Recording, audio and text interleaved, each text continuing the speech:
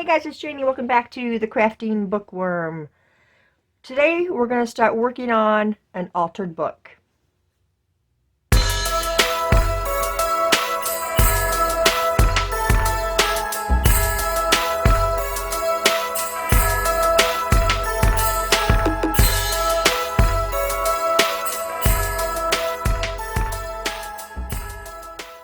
Okay, welcome back everyone. Welcome to my new subscribers. I'm glad to have you guys all hanging out with me today. So I had a couple viewers who wanted to see me do a process of an altered book, because that is what I use for my December daily.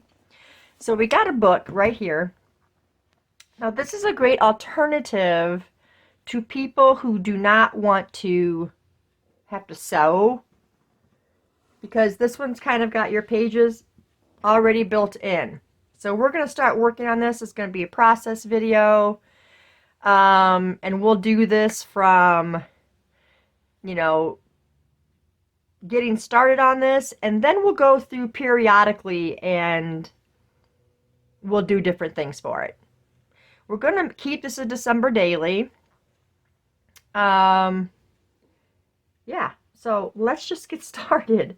Okay, now it doesn't matter what color. It does help if you don't want to have to go and cover this. I didn't have any blue books that I was getting rid of.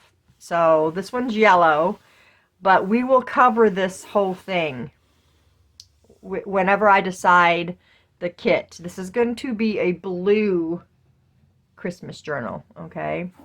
And then, of course, we get fabric to put over this, which we are going out today, so I will get my fabric for this.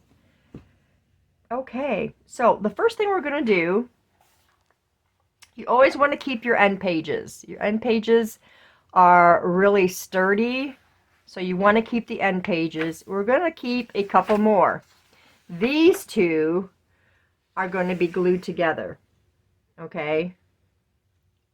These two are going to be glued together for your first page. You want to keep 3 or 4 pages in the beginning. It helps keep the stability of the journal.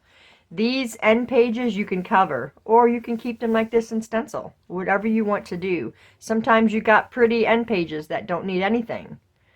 Okay, kind of like my December daily this time.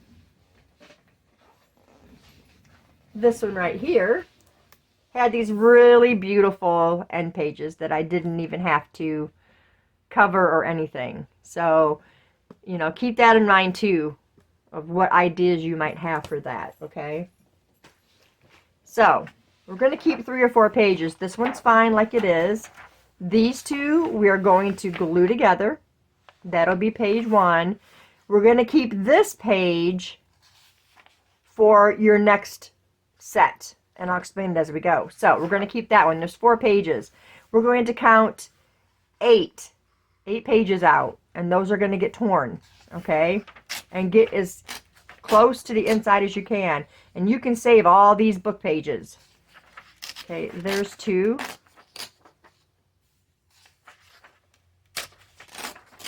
3, 4, 5, 6, 7, 8. And then you're going to keep this page. This page and this page are going to be glued together. Okay? Then you're going to save the next one right here. And you're going to tear out 8 more. Now that also depends on how big your book is. If you have a bigger book than this, then you're going to want to tear more than 8 pages out. Okay? So we're going to do 8 more. Like I said, get as close as you can. These are tearing out really nice too.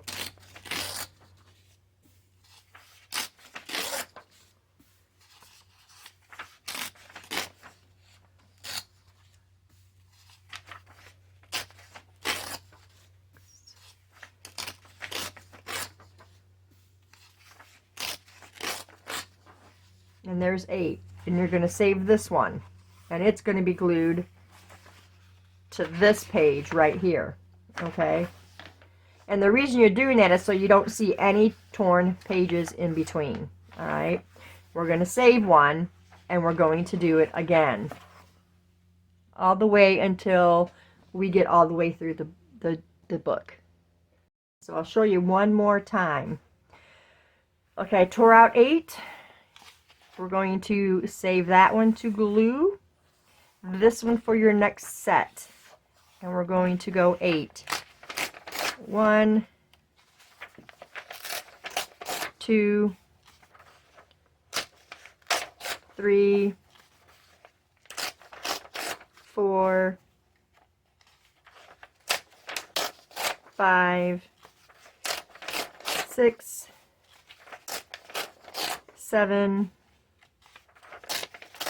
8. Let's see now what we got here. 1, save 1. These pages are a little funky down here. They got folded or something. There's 2. Let's see what we've got left in here, because we're going to keep our end page. 1, 2,